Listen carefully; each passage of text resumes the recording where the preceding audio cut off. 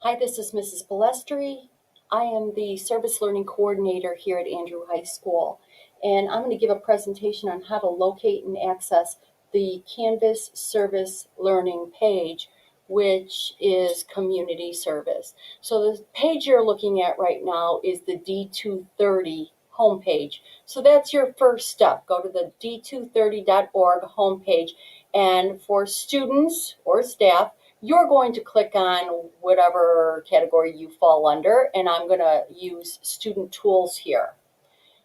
Once you get to student tools, obviously you've got Skyward, you've got Gmail. See this button right here? This is the Canvas page. This is how you're going to access Canvas.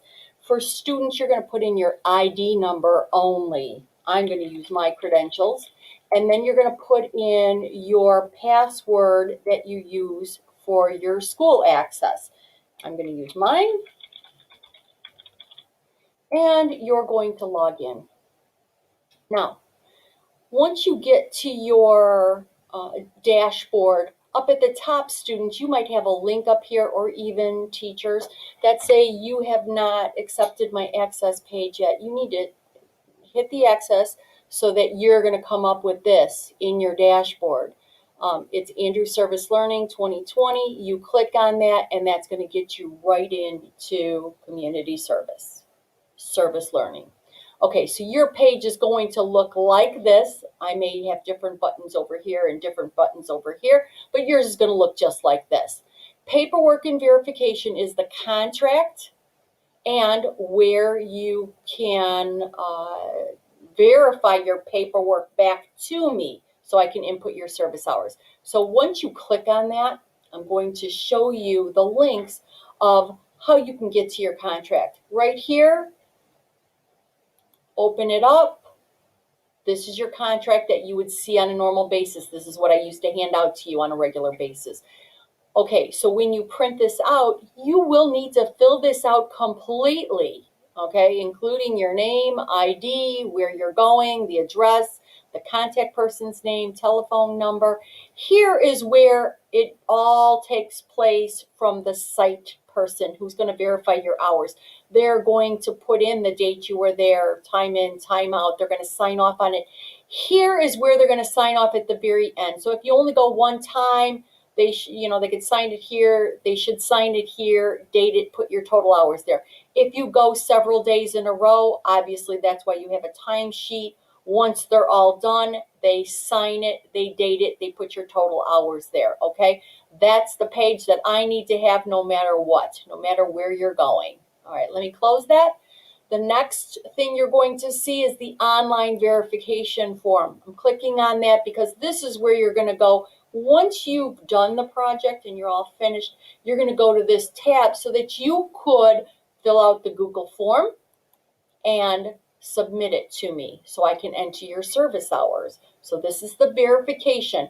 I won't fill this out completely, but once you get through this at the end, it's going to ask you to upload your paperwork, okay? So make sure you take a picture of your paperwork so you can upload it so that I can get that right through our publication where I can enter your hours. It'll come straight to me so you don't have to drop anything off.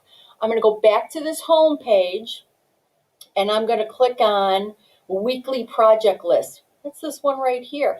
This is where you're going to see what's available.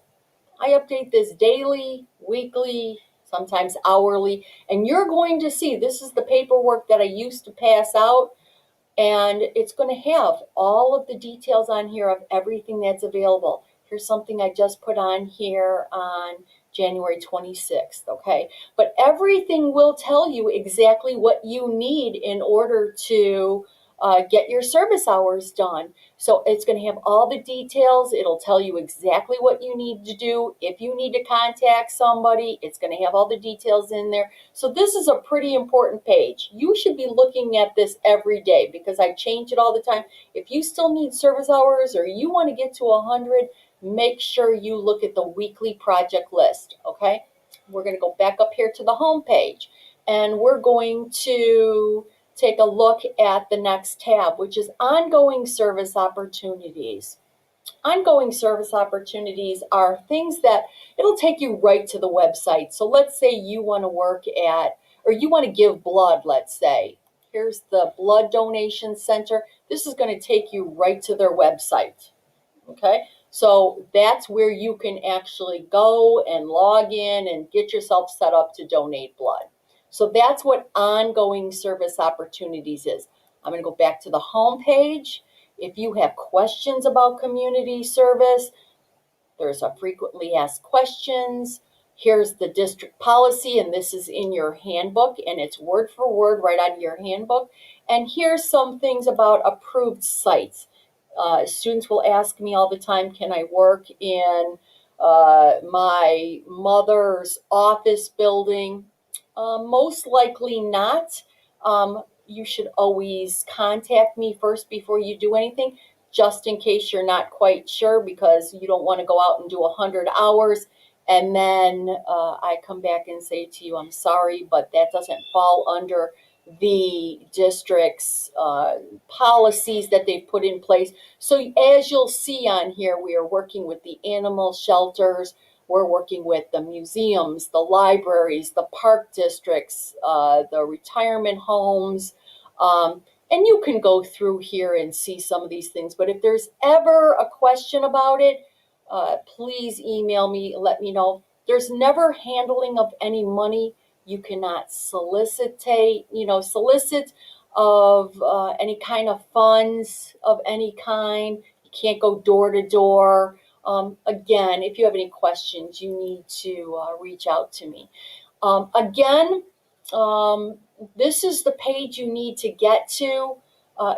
The only thing is, I will tell you that only District 230 students or employees have access to this page. So parents do not have access. So if your parents would like to see any of the information on this screen, you really have to take your Chromebook over to them and sit down with them, pull this up, and show them what's available, okay? Again, if you have any questions, please email Mrs. Balestri at balestri@d230.org. I think that's about it. Again, this is going to be your dashboard that you're going to see when you first try and get into Canvas. Make sure you accept the access, and then you're going to look for this page right here.